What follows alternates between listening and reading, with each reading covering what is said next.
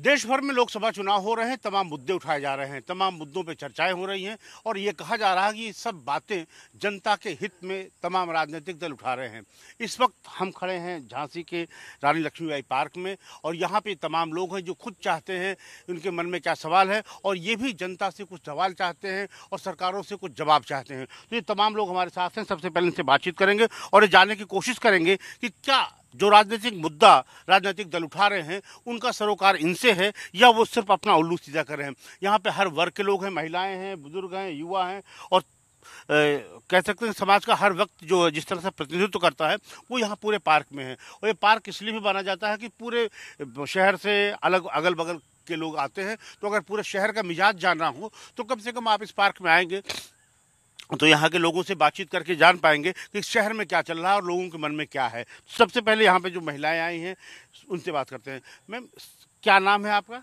रुचि सोनी। रुचि जी, तमाम राजनीतिक दल चर्चा करते हैं कि आधी आबादी है, मातृशक्ति है, ये उनके एजेंडे में प्रमुखता से हैं। तो आपको लगता है कि महिलाओं को राजनीति में सभी दल वो सम्मान दे रहे हैं या उनको यूज करते हैं, उनकी बातें कहते हैं लेकिन उनको हक नहीं देते हैं? मुझे तो ऐसा लगता है कि बीजेपी महिलाओं को ज़्यादा सपोर्ट करती है। कैसे? हर एरिया में आजकल महिलाएं ज़्यादा आगे, अंतरिक्ष तक महिलाएं पहुंच रही हैं, सेना में महिलाओं की भर्ती हो रही है, हर एरिया में महिलाएं आगे हैं। तो इस वजह से मुझे लगता है कि महिलाओं को हाँ बीजेपी सपोर्ट कर रही है। अच्छा। हाँ, और पार्टियां उतना नहीं करती हैं सपोर्ट? और पार्टियों में तो मुझे अधिकतर गुंडाराज देखने को मिला है और गुंडाराज भी देखने को मिला है और उसके अतिरिक्त घूसखोरी भी ज़्यादा देखने को मिली है। तो बीजेपी सपोर्ट में मैं हूँ। ठीक है, आपको क्या लगता है महिलाओं के कौन से मुद्दे हैं जो राजनीतिक दल उठा रहे हैं? अच्छा, ठीक है। मैम, आपको क्या लगता है कि अच्छा, ठीक है सर, क्या नाम है आपका? मोहिल राय। जी, मोहिल राय। मोहिल जी, क्या आपको लगता है जिन मुद्दों पे चुनाव हो रहे हैं वो असली मुद्दे हैं या जनता के जो मुद्दे हैं उनको भटकाने की कोशिश हो रही चुनाव को? जी, मैं आपको बहुत एक सत्य बताना चाहता हूँ। अपना जो चुनाव होता है वो ग्रामीण से उठता है। आज ग्रामीण की जो महिलाएं हैं दूर दूर लकड़ी लेने जाती थी, आज उनके घर में गैस सिलेंडर की सुविधा है। आज सैकड़ों दूर वो पानी भरने जाती थी, हर घर नल योजना है। तो मुद्दे तो बिल्कुल सही है और भारतीय जनता पार्टी गरीबों की सरकार है, गरीबों के लिए ही अग्रसर रहती है। जैसे कि आप मानो सूर्य का प्रकाश है, वो सभी जगहों जाता है। इसलिए मोदी जी का जो विकास है वो किसी के प्रति भेदभाव नहीं रखता, वो सभी के विकास की ओर सभी को आगे बढ़ाता है। ठीक है। अच्छा, आपको लगता है कोई बेरोजगारी कोई मुद्दा है चुनाव में? युवाओं की समस्या कोई मुद्दा है? पेपर लीक कोई इशू है? मुद्दे तो हैं, लेकिन क्या है, किसी भी चीज़ का निवारण इतनी जल्दी नहीं होता है। उस पर सोच विचार सभी मंथन होता है, उसी प्रकार के निष्कर्ष निकल जाता है। मुद्दा हम मान सकते हैं लेकिन उसके लिए हमारी सरकार काम कर रही है। मोदी जी की योजनाएं चल रही हैं जो आगे आने वाले, जैसे बीड़ा का है, आप उसमें कम से कम आप मान के चलो कि 2-3-4 हज़ार युवा लोगों को रोजगार मिलेगा, महिलाओं को रोजगार मिलेगा। ये मुद्दे मिलेगा। क्या नाम है सर आपका? पुष्कर पंडित। पुष्कर जी, आप को क्या लग रहा है कि जो मुद्दे हैं, जो ये लोग कह रहे हैं कि विकास की बात हो रही है, देश आगे जा रहा है, उसी पे चुनाव हो रहा है और वो असली मुद्दे हैं? देखिए, क्या है कि इस समय देश के युवाओं को भ्रमित कर दिया गया है मीडिया के माध्यम से, व्हाट्सएप यूनिवर्सिटी के माध्यम से, ये सोशल मीडिया के माध्यम से, कि ये लोग अपने मुद्दों से भटक जाएं और असली मुद्दों पर ना आ पाएं। तो असली मुद्दे हैं क्या? असली मुद्दे जो है, मैं तो हमेशा बात करता हूँ, सबसे पहले अपने जहाँ से चुनाव हो रहा है, जहाँ हम खड़े हैं, जहाँ पले बड़े हैं, जहाँ हम रह रहे हैं, असली मुद्दा हमारे क्षेत्र का है। अब ये उन्होंने नल की बात की कि हर घर नल योजना, आज भी झांसी में आप टंकियों में चले जाइए तो देखिए ट्रैक्टरों के टैंकरों की कतारें लगी और आज भी लोग 500, 1000, 2000 रुपए का टैंकर का पानी खरीदने के लिए बेबस हैं। क्यों हैं? नहीं, वो कह रहे हैं कि समाधान हो रहा है, वो सब एक समाधान होता नहीं है। दूसरी इनकी योजना बीड़ा आ गई।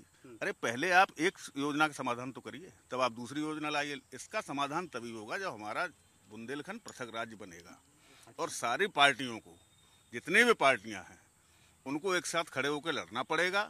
जब जिस दिन हमारा बुंदेलखंड अलग राज्य बन जाएगा उस दिन यहाँ की ज़्यादा से ज़्यादा समस्याओं का समाधान हो जाएगा, ये मेरा सोचना है। जी, क्या नाम सर आपका? Ashok Saxena, advocate high court, Ashok ji, केंद्रीय मंत्री बुंदेलखंड निर्माण मोर्चा। अच्छा, क्या लग रहा है चुनाव असली मुद्दों पे हो रहे हैं? देश की अगर बात करते हैं तो हमें सबसे पहले अपने बुंदेलखंड की भी बात करनी पड़ेगी। बुंदेलखंड में जो हालत है, अगर आप, चूँकि मीडिया है, आपसे छुपी नहीं होगी, गांव-गांव तक देखी होगी आपने, बुंदेलखंड बदहाल है। और उसके लिए 10 साल पहले इसी जगह पर, इसी झांसी में उमा भारती, राजनाथ सिंह, प्रधानमंत्री खुद अपने मुंह से कह के गए थे कि 3 साल में उमा जी चाहती हैं तो 3 साल में बुंदेलखंड पृथक राज्य होगा। नहीं हुआ। 10 साल हो गए, सैकड़ों पुतले जलाए जा चुके, सैकड़ों ज्ञापन दिए जा चुके, लेकिन कोई उनके कान पर जू नहीं रहेंगी, अभी तक शुरुआत भी नहीं। एक है अमित शाह जी, केंद्रीय गृह मंत्री हैं, काफ़ी बड़े नेता कहे जाएंगे। उन्होंने कहा था कि बुंदेलखंड में खनन बंद हो जाए, हर बुंदेलखंडी को एक एक कार दे दी जाएगी, मारुति कार, एक एक कार आ जाएगी, ये उनके शब्द हैं। लेकिन खनन बंद क्यों नहीं हुआ भाई? 7 साल से आपकी सरकार यहाँ प्रदेश में, 10 साल से आपकी केंद्र में, यानी खनन भी आप ही करा रहे हैं ना, तब तो बंद नहीं हुआ। तो उन पर आपका कोई रुख ही नहीं है कि आप उसको देखना चाहते हो। निश्चित रूप से इसकी कई बार शिकायतें की जा चुकी है, लेकिन खनन आज भी जारी है। ठीक है, ना तो सापा वाले कर पा रहे हैं। अब आइए आप देश के मुद्दों पे। तो प्रधानमंत्री, हम उसे नहीं मानते जो व्यक्ति कभी भी मीडिया को अपनी एक बात ना कह सके, मीडिया से साक्षात्कार ना कर सके, वो प्रधानमंत्री तो छोड़िए, हम नेता नहीं मानते। ये तो इंटरव्यू दे रहे हैं, तमाम इंटरव्यू दिए, तमाम चैनलों को दिया उन्होंने इंटरव्यू। चैनलों को नहीं दिया उन्होंने, कुछ उनको हीरोइनों को दिया, या अपने चुने हुए एक आध आदमी को दिया। उसको स्पष्ट पूछा जाता है उनसे कि आप आम काट के खाते हैं या छील के खाते हैं। तो ये चैनल है, आप इस तरह के चैनल है क्या?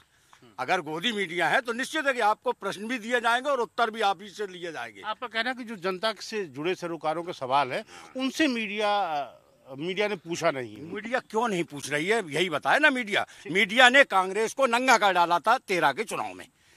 कहीं बोफोर्स, कहीं 2G, कहीं स्पेक्ट्रम, ये सब था, निकला नहीं ना, 10 साल में निकला तो नहीं। लेकिन अगर आपको तब भी कहना है तो 138 करोड़ लोगों से झूठ बोला जा रहा है, मात्र 2 करोड़ लोग हैं जो उससे लाभान्वित हैं। 138 करोड़ भ्रमित हैं उनकी मीडिया से, उनकी व्हाट्सएप यूनिवर्सिटी से। बहुत बहुत। क्या नाम है सर आपका? चंद्रभान राय। चंद्रभान जी, इन्होंने कहा कि जब तक अलग राज्य नहीं बनता बुंदेलखंड, तब तक समस्या का समाधान नहीं, और बड़े बुंदेलखंड और बड़े स्तर पर झूठ बोला जा रहा है। 2 करोड़ को फायदा है और 138 करोड़ को जो है मूर्ख बनाया जा रहा है। ये रानी झांसी की पावन धरती है, और इतिहास में यदि आप जाते हैं तो शायद बेतवा जी का अस्तित्व, शायद नहीं, मैं कंफर्म हूँ, बेतवा जी का अस्तित्व जो है वो गंगा से पुराना है। क्योंकि जब आप किसी पुराण में जाते हैं तो एक देवी भागवत नाम की हमारे यहाँ पुस्तकें हैं, तो उसमें बेत्रवंती बेतवा का उल्लेख गंगा से पहले का है। तो ऐसी धरती, और जहाँ तेज पानी बहता है ना, तो यहाँ बुंदेलों के बारे में इसलिए बार बार कहा जाता है कि पानीदार यहाँ का पानी, आग यहाँ के पानी में, और बुंदेलखंड की सुनो कहानी बुंदेलखंड की वाणी में। तो ऐसी बुंदेलखंड की जब हम बात करते हैं बार बार, हाँ मानते हैं कि बुंदेलखंड एक अलग ज्योग्राफी है, और बुंदेलखंड की राज्य की पक्षधर भाजपा सरकारें हैं। भाजपा सरकार के समय में ही पहले के छोटे राज्य बने हैं, और निश्चित तौर पे भी जब ये, क्योंकि ये चूंकि 2 स्टेट से तीसरा स्टेट बनना है, तो ये समय के साथ ये भी पूरा हो जाएगा। लेकिन जब बात आप एक मुद्दों के कर रहे हैं जी, हाँ, विकास की बात आप करते हैं, आप डेवलपमेंट की बात करते हैं, तो शायद बुंदेलखंड को जो इन 10 सालों में मिला वो कभी नहीं मिला था। क्योंकि इन 10 सालों में ही बुंदेलखंड को बुंदेलखंड एक्सप्रेस वे मिला, और झांसी में सबसे बड़ी महती योजना जो 38,000 एकड़ में आ रही है, बीडा बुंदेलखंड इंडस्ट्रियल डेवलपमेंट अथॉरिटी, वो निश्चित तौर पर बुंदेलखंड के लिए एक मील का पत्थर साबित होगी। और बुंदेलखंड के आदमी पर एक टैग लगा हुआ था, जो माननीय मोदी जी ने अपनी पहली रैली में, विजय शंखनाथ रैली में झांसी के ग्राउंड में कहा था कि हम चाहते हैं बुंदेलखंड के आदमी से चैतुआ माने चैत की फसल काटने वाला, ये टैग हट जाए। बुंदेलखंड का आदमी बुंदेलखंडी तो कहलाए, लेकिन चैतुआ ना कहलाए। तो निश्चित तौर पर उसके लिए हमने इतना बड़ा प्रयोग किया। अब हट गया वो टैग, लगभग हट गया है। क्योंकि आप ये देखिए ना, आज आप कभी कल्पना करिए कि चित्रकूट या बांदा का आदमी जब दिल्ली जाता था तो उसको पहले ट्रेन से या तो झांसी आना पड़ता था, और फिर झांसी से 12-14 घंटे का सफर करके दिल्ली पहुंचता था। आज सीधा चित्रकूट का आदमी, बांदा का आदमी 7 घंटे में और दिल्ली की मंडी में पहुंचता है। बहुत सारे किसान हम आप जल्दी बता दीजिए। हाँ। हमारे भाई ने बहुत अच्छी बात कही है कि चैतुआ शब्द हट जाए, ये अच्छी बात है। पहले वो 14 घंटे में दिल्ली पहुंचता था, अब वो चैतुआ 7 घंटे में दिल्ली पहुंचता है। ये आपने जरूर किया है। अच्छा, चैतुआ लेकिन बना हुआ है। निश्चित तौर पे बुंदेलखंड का पलायन बहुत बड़े स्तर पे रुका है। आज आप जब उठा के देखेंगे पिछली 10 साल की अर्थव्यवस्था का, तो सबसे ज्यादा काम किया गया वो ग्रामीण अर्थव्यवस्था किया गया है। और गांव में ही रोजगार पैदा हो, इसके लिए हम ओडीओपी लाए और इतने अच्छे रोडों के आपको लगता है कि विकास हो रहा है और उसी मुद्दे पे चुनाव हो रहा है? डेड श्योर हो रहा है, डेड श्योर हो रहा है। क्या नाम है आपका? अमित खटीक नाम है। अमित जी, क्या लग रहा है चुनाव में जब आप वोट डालने जाएंगे, आपके मन में क्या वो इशू होगा जो चल रहा होगा? मैंने यहाँ पर जो परिवर्तन हुआ है 10 सालों में, उस परिवर्तन को लेकर हम वोट करने वाले हैं। भारतीय जनता पार्टी अच्छा काम कर रही है, यहाँ पर सुख शांति है और जो व्यक्ति यहाँ पर रह रहा है अपने आप को सुरक्षित महसूस कर रहा है। क्या सुख शांति है?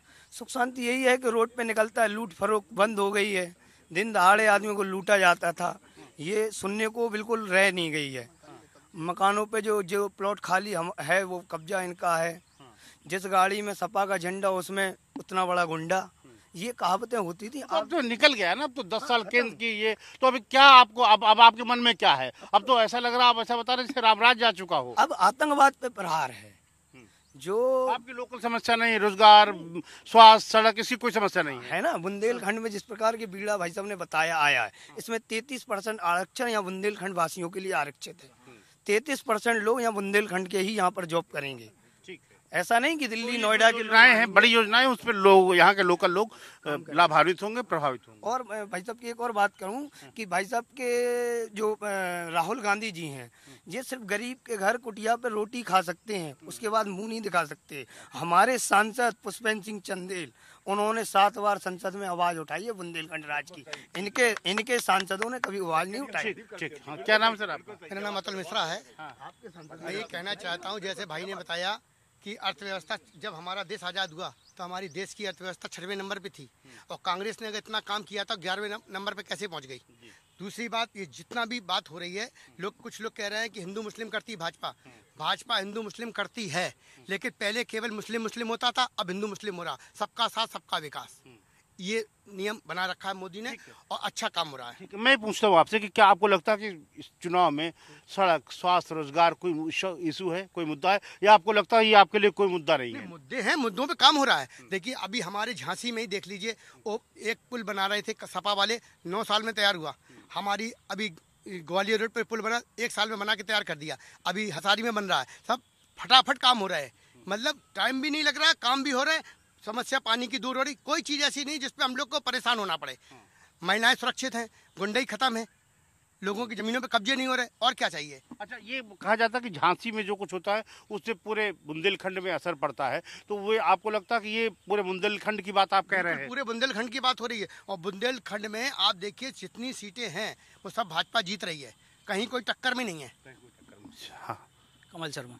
कमल जी, आप यूथ हैं, आपको क्या लगता है युवाओं को लेकर के राजनीतिक दल गंभीर हैं, उनके लिए काम करना चाहते हैं, या उनके सिर्फ एजेंडे में होते हैं, घोषणा पत्र में होते हैं, और असल में जब उनको हक देना होता है तो कोई दूसरा मार ले जाता है? नहीं, अभी तक जो युवाओं के लिए किया है वो सिर्फ भारतीय जनता पार्टी ने किया और अदर पार्टियों ने कुछ नहीं। सिर्फ युवाओं को एक तरह से बरगलाया है और युवाओं का सिर्फ एक उपयोग किया है। सिर्फ भारतीय जनता पार्टी एक ऐसी पार्टी है जिसने सिर्फ युवाओं को रोजगार दिया है। वही एक मतलब जितना सपोर्ट किया भारतीय जनता पार्टी ने किया, जितना भी सपोर्ट किया है। तो किस तरह से सपोर्ट, आपको क्या लगता है युवा किस तरह से इम्पावर्ड हुआ है? क्या सरकार ने ऐसा किया युवाओं के लिए खास तौर से कि युवा अपने को कहता है कि हाँ बीजेपी ने हमारे लिए ये चीज ये काम किया है? योगी जी की सरकार ने, जो अभी वर्तमान में 10 साल से सरकार है, इसने इस सरकारी इतनी नौकरियां हैं, 1-1.5 लाख तो टीचर की वैकेंसी निकाली है, जिसमें से 1 रुपया किसी का नहीं लगा, उन सबकी नौकरियां लग चुकी हैं। दूसरा रहा प्रदेश पुलिस की, उत्तर प्रदेश पुलिस रहा, अभी 10,000 SI की वैकेंसी हुई। सब मतलब किसी की अठन्नी नहीं, एक समय हुआ करता था। क्या होता था, जैसे लिस्ट चिपकती थी, फिर अब पता लगा चाचा जी की लिस्ट आ गई तो वो चिपका दी जाती थी। अब जिनका मेरिट में नाम है उनका नाम कट जाता था। तो अब वो सब नहीं है, मतलब किसी भी प्रकार का 1 रुपये का भी हेर फेर नहीं है। जो व्यक्ति आपके सामने कोई समस्या है, कोई एजेंडा है कि नहीं? आप नौकरी कर रहे हैं क्या? नहीं, मैं नौकरी, मैं व्यापार करता हूँ। अच्छा, हाँ, लेकिन मेरा कहना ये है कि सरकार ने बहुत अच्छा काम कर रही है, युवाओं के लिए बिल्कुल सपोर्टेबल है। ठीक है। क्या नाम सर आपका? प्रतिपाल सिंह बिट्टू। प्रतिपाल जी, आपको देख के लग रहा है कि आप खुशी है, स्वर्ण काल चल रहा है आपका, चश्मा, घड़ी, चैन, अंगूठी से लग रहा है, अमृत काल है। अमृत काल है, जो कि कहा जाता था, एक्चुअल चल रहा है अमृत काल। हाँ, नहीं, आपको देखने से भी लग रहा है। तो इस अमृतकाल में क्या सबसे अच्छा हो रहा है जो आपको लग रहा है कि इस अमृतकाल में भी ये चीज़ सबसे अच्छी है? देखिए, इस अमृत काल में हम तो सुबह घर से बाहर निकलते थे, हमें घूमने की जगह नहीं मिलती थी। पुष्कर जी जानते हैं, हम पहाड़ पे घूमने आते थे, उसके अलावा हमारे पास कोई जगह ही नहीं थी। आज हम घर से निकलते हैं, बलिदान पार्क आता है और स्टेडियम आता है, उसके बाद Rani Lakshmibai park, Atal park, Vrindavan park, Bipin Rawat park. अब तो पार्कों के नाम भी याद नहीं हो रहे, इतने पार्क बन गए हैं कि अब हमारे पास इतना ऑप्शन है कि अगर हम महीने भर भी बदल बदल के पार्क जाए तो पूरे नहीं कर पाएंगे। तो आपको लगता है ये पार्क चुनाव में मुद्दा है? देखिए, ये विकास है। ये पार्क बनना एक पार्क मुद्दा नहीं, ये विकास है कि आप जब तक स्वस्थ रहेंगे नहीं तो आप अपना स्वस्थ नहीं रहेंगे तो आप दिन भर काम कैसे करेंगे। तो पार्क होना, एक आपका सुबह घूमना, एक्सरसाइज करना, ये स्वस्थ होने की निशानी है। इसके अलावा क्या समस्या, क्या लगता है आपको कि स्वास्थ्य, सड़क, रोजगार, शिक्षा, इसके मामले में सरकार को कुछ करना चाहिए या जो कुछ कर रही है वो बेहतर है? आप सड़क को जो बार बार बोल रहे हैं, तो सड़क से ज़्यादा तो काम कहीं हुआ ही नहीं है जितना इस सरकार में सड़क पे काम हुआ है।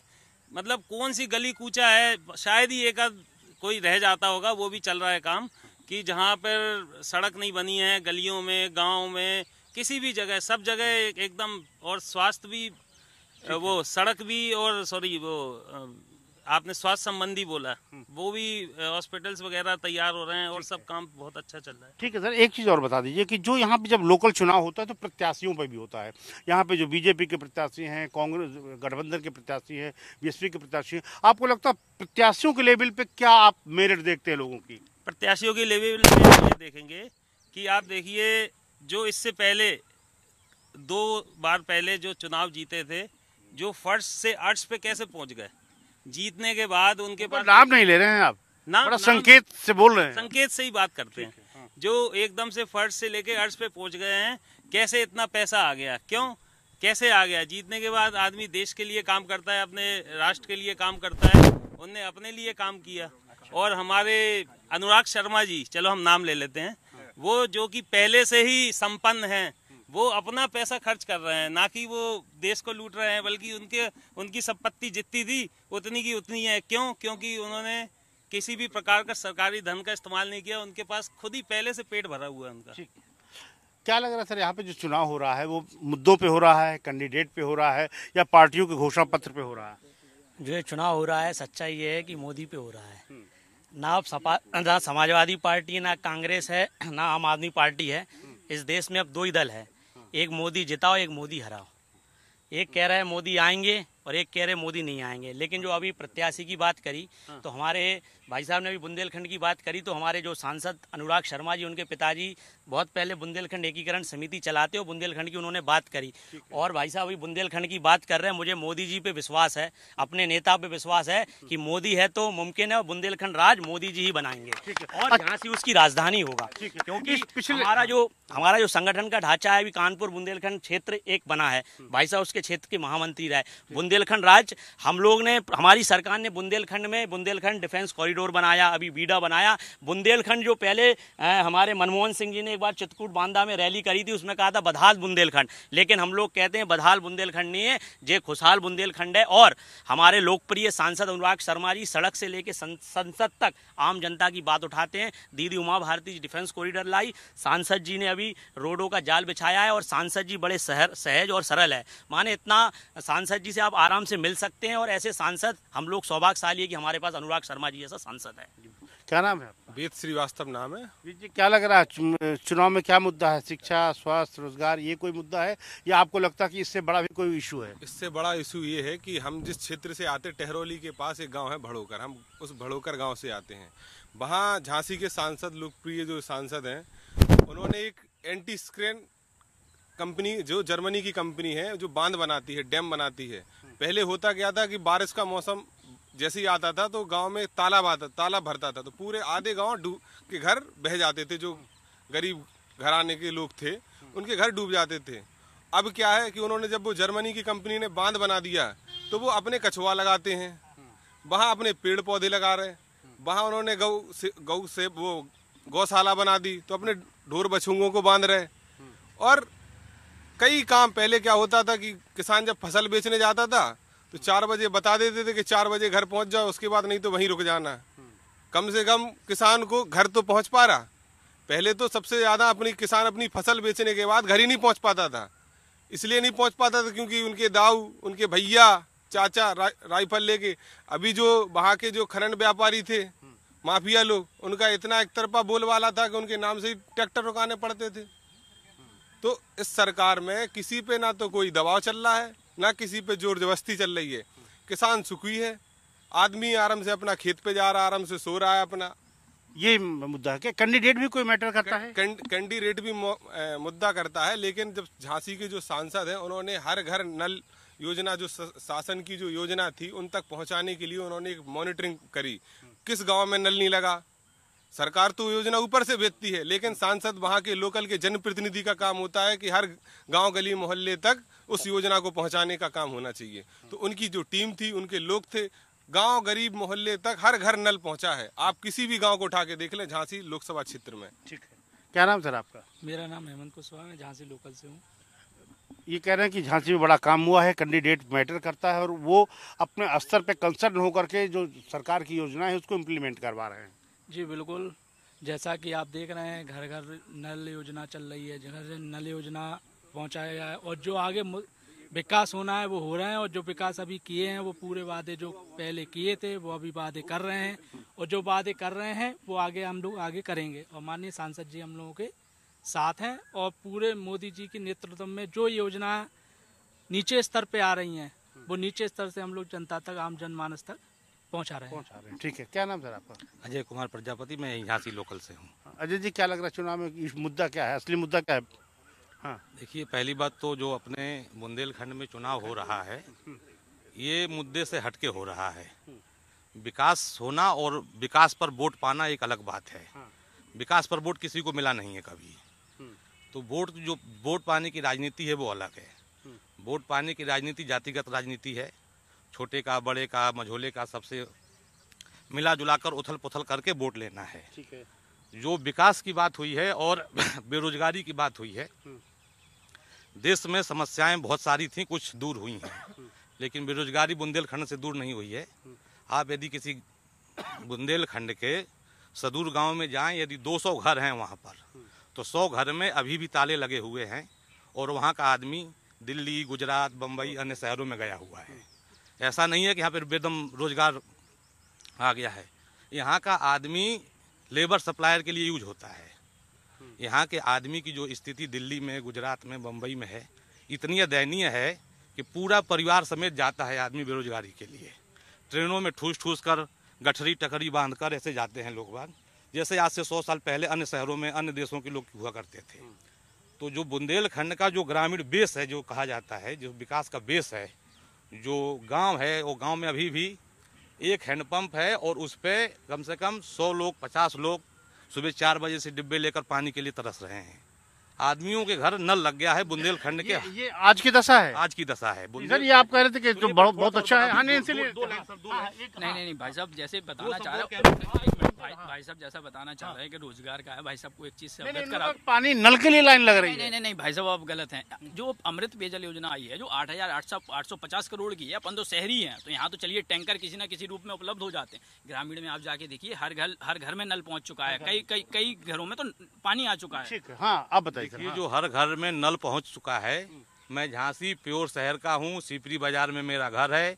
मेरे घर भी नल अभी तक नहीं पहुंचा है और नल का बिल जरूर पहुंच गया है 2,500 रुपए का, जिसको मैंने लड़ झगड़ के बामुश्किल नगर उसके नल के कर्मचारियों से मैंने कहा। उन्होंने मेरी जांच की, नल नहीं पहुंचा है तो उन्होंने कहा आपका बिल माफ हो जाएगा। फिर एक कर्मचारी आया, उसने कहा कि आप पानी पीते हैं तो आपको बिल देना पड़ेगा। अब पानी कहाँ से पीते हैं इससे मतलब नहीं है, बिल आपको देना पड़ेगा। तो जो नल है, नल का जल शहर में तो पूरी तरह से आ नहीं पाया है, तो गांव में पहुंचना तो मुश्किल है। आदमियों के घर नल लग गया है, लेकिन जल की कोई दूर दूर तक व्यवस्था नहीं है। बुंदेलखंड का आदमी आज भी पानी के लिए, बूंद बूंद के लिए परेशान है। आपको कहना नल आ गया है, बिल आ गया है, पानी नहीं आया। पानी नहीं आया। ठीक है, हाँ जी बताइए। हाँ, छोटे भाई हमारे कह रहे थे, अभी युवा हैं, छोटे भाई हैं, आज भी झांसी में ये स्थिति है कि पहले सुबह और शाम दोनों समय नल आता था झांसी में।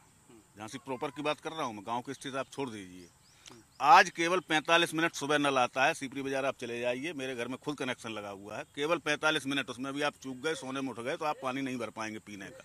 और शाम को तो नल आते ही नहीं है, क्या कारण है?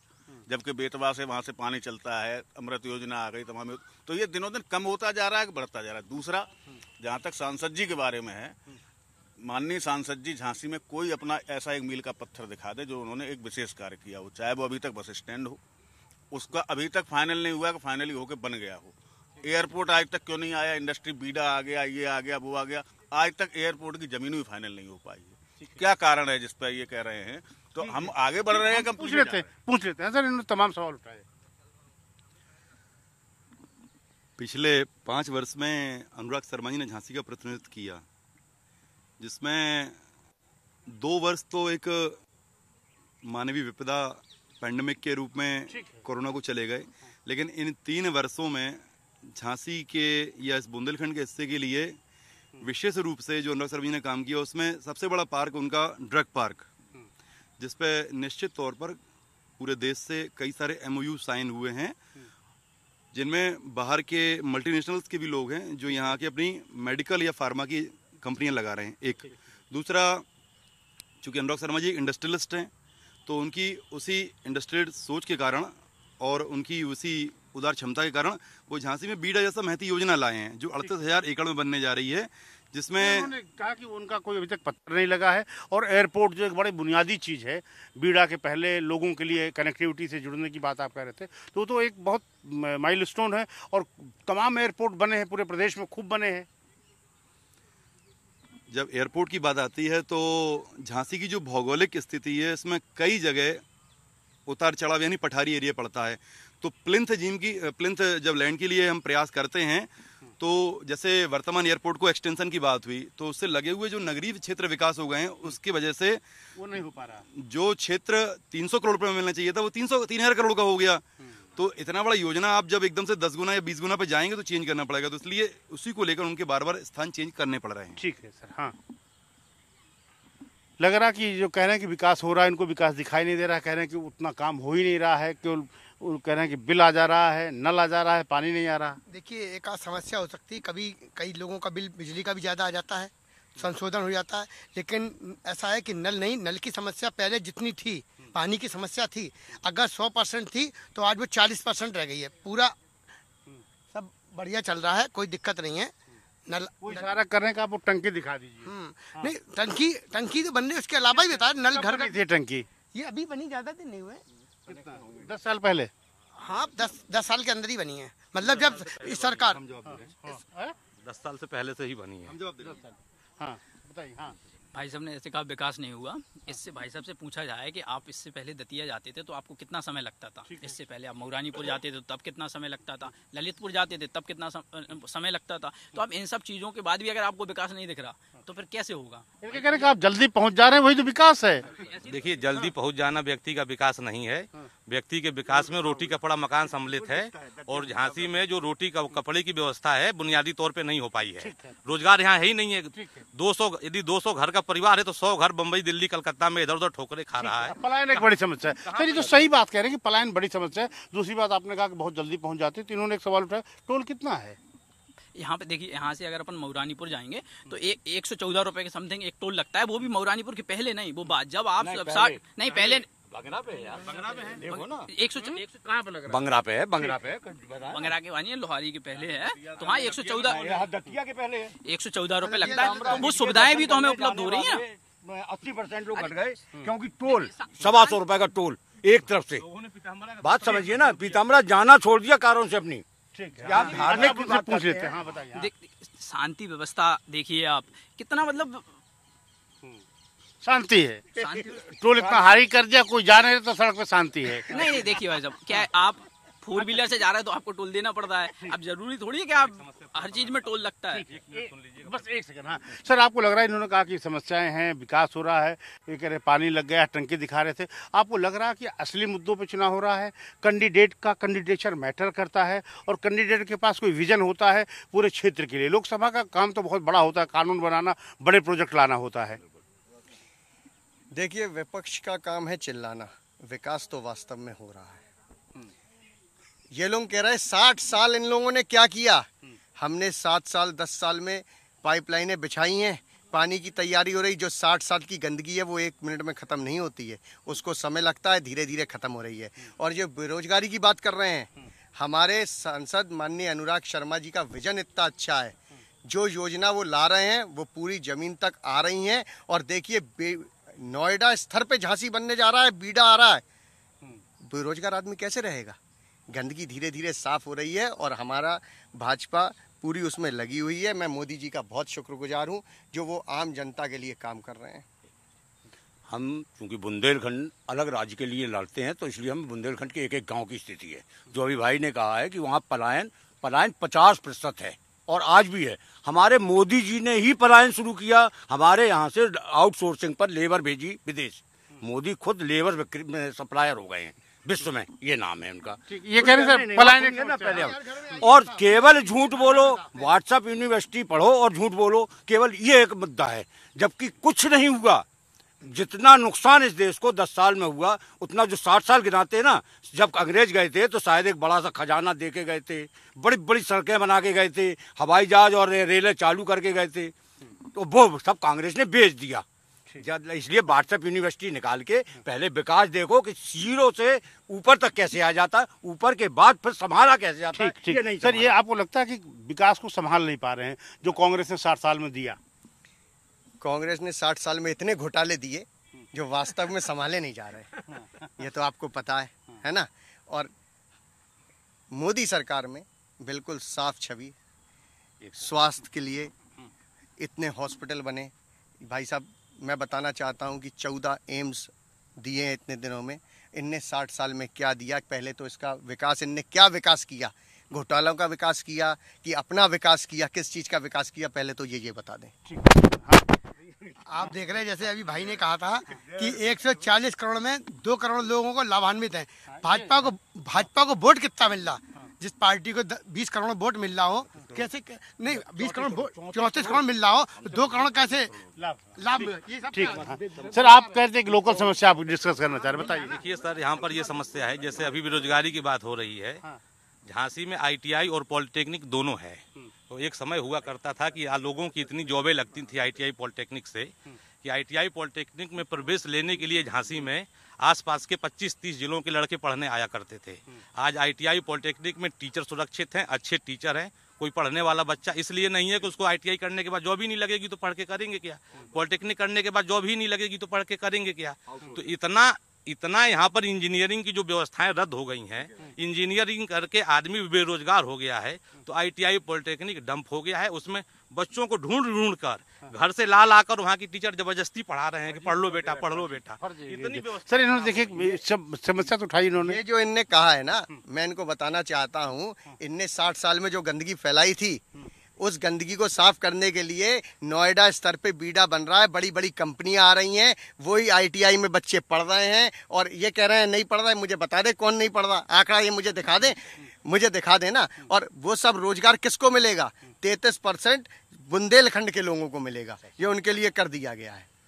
आउटसोर्सिंग से एक सेकंड। आप ये भैया जब 33% बार कह रहे हैं, ये बीडा का कौन सा संविधान बन गया? क्या हमें दिखाने का कष्ट करेंगे? बन जाएगा वाली बात नहीं है। दूसरी बात आप जो कह रहे हैं, जो गंदगी फैलाई, गंदगी कौन सी गंदगी फैलाई? क्या बुंदेलखंडियों को आप बुंदेलखंड के लोगों को आप गंदगी में शामिल करते हैं? आप कौन सी गंदगी फैलाई ये भी तो बताइए। जिस देश में 60 साल में सबसे प्रचंड लहर के बाद सरकार अगर बनाई थी तो कांग्रेस ने 84 में बनाई थी, उस सरकार का मुखिया कहता है कि 1 रुपया चलता है वो 85 पैसे रास्ते में खप जाता है। इससे बड़ी गंदगी का उदाहरण क्या चाहिए? एक दूसरा, आप कह रहे हैं ITI पॉलिटेक्निक की सीटें खाली जा रही हैं। ITI पॉलिटेक्निक की स्थापना झांसी में कब हुई? 70s के युग में हुई। उस समय कितने ITI इस झांसी की धरती पर थे? आज प्राइवेट ITI लगभग सभी जगह हैं। एक चीज। दूसरी चीज, आप कह रहे हैं कि सस्टेनेबल मॉडल नहीं है, लोगों के पास रोजगार नहीं है उस ITI करने के बाद। वर्ल्ड की कौन सी कंपनी ऐसी है इलेक्ट्रॉनिक्स की जिसका शोरूम, जिसका प्रोडक्ट झांसी में नहीं मिलता हो, झांसी में सही नहीं होता हो? तो वो करने वाले क्या विदेश से आते हैं? ठीक है। एक चीज। दूसरी चीज, भाई साहब ने बहुत बड़ा अच्छा मुद्दा उठाया था कि बेरोजगारी हो गई। बेरोजगारी निश्चित तौर पर बेरोजगार हो गई है, निश्चित तौर पर पलायन हो गया है। इटली की सरकार का, इटली के मजदूरों का यहाँ से पलायन हो गया है, उनका बोरिया बिस्तर यहाँ से बांध दिया गया है। हाँ, जो कहा जा रहा है ना कि आउटसोर्सिंग, तो आउटसोर्सिंग वो रोजगार इटली नहीं के- है। हाँ। आउटसोर्सिंग कोई रोजगार नहीं है, ठेकेदार की लेबर है। और अगर 30% जो झूठ बोल रहे हैं कि 30% का हो गया है कि बुंदेलखंडियों को, कहीं नहीं है। केवल कपोल कल्पित बार बार झूठ बोलो, झूठ बोल के दबाव बनाओ, ये नहीं है। कुछ भी सच हो तो सामने आए ना, एक बार प्रेस करके देखे तो प्रधानमंत्री 10 साल में एक प्रेस नहीं कर सका हो, वह प्रधानमंत्री और नेता नहीं है। सर ये कह रहे हैं कि विकास हो रहा है, लेकिन आप उसको जो 33% की बात कर रहे हैं अभी वो कहीं है नहीं लिखा पढ़ी में। अच्छा एक बात बताइए, इतने बड़े क्षेत्र में बीड़ा बन रहा है और हमारे बुंदेलखंड में बीड़ा आया है, तो हम बुंदेलखंड वालों के लिए है कि हम लोग दिल्ली से, बम्बई से, विदेशों से आदमी बुलाएंगे यहाँ काम करने? ये बताइए, नहीं तो बुंदेलखंड में क्यों बन रहा है? अच्छा, आपको लगता है कि यहाँ के लोगों को रोजगार मिलेगा और बीड़ा एक यहाँ के लिए माइलस्टोन साबित होगा? बिल्कुल होगा साहब, बिल्कुल होगा, बिल्कुल होगा, बिल्कुल होगा। ठीक है, नहीं, बीड़ा पे ले लो ना। हाँ आप जल्दी बताइए। हाँ। सर ये कहना था कि झांसी में पहले भी इंडस्ट्रियल डेवलपमेंट था बिजौली के पास, उसमें अभी भी बहुत सारे प्लाट खाली पड़े हुए हैं जिनमें अभी तक तो इंडस्ट्री लग नहीं पाई। एक बहुत बड़ा ग्राउंड और तैयार कर दिया गया कि अब इंडस्ट्री लगाइए, इंडस्ट्री लगाइए। यहाँ पर इतना इंडस्ट्रियों के लिए भ्रष्टाचार है कि जैसे ही कोई कंपनी आती है, यहाँ के लोकल आदमी जो सरकारी आदमी है उसको इतने ग्राउंड से लूटते हैं, इतने ग्राउंड से लूटते हैं कि 10-5 साल में भाग जाती है। अब आपको लग रहा है ये समाधान हो जाएगा इसका? बिल्कुल समाधान हो जाएगा। 60 साल तक तो यही लूट रहे थे, इसीलिए तो कुछ हो नहीं पाया। धीरे धीरे सब कुछ हो रहा है और बहुत अच्छा हो रहा है। हम सब अमन चैन में हैं, चैन की सांस ले रहे हैं। और जो समाजवादी पार्टी इनके जिनके साथ मिल गए हैं, इनका एक लक्ष्य है कि मोदी जी मुख्यमंत्री, वो प्रधानमंत्री नहीं बने। ठीक है, ये उन्हीं के साथ मिल गए हैं जो कहते थे खाली प्लाट हमारा है। अब भाई साहब एक बात और, आएगा मोदी। जो ये कह रहे हैं ना मिल गए हैं, आज हम अखिलेश से मिल गए हैं, आप महबूबा के साथ सरकार बनाते हैं। वैसे हिंदू मुस्लिम करते हैं लेकिन महबूबा के साथ सरकार बनाते हैं। ठीक है। तो आपने देखा झांसी के तमाम लोग थे जो अपने ढंग से अपनी बात कहे, और ये कहा जा रहा है कि तमाम वो मुद्दे जो देश भर में चर्चा का विषय हैं उन पे झांसी में भी चुनाव हो रहा है और यहाँ के लोगों के लिए विकास, स्वास्थ्य, सड़क और रोजगार एक प्रमुख मुद्दा है। तौसीफ और कैमरा में वाहिद के साथ अखिलेश मिश्र, जनतंत्र टीवी, झांसी।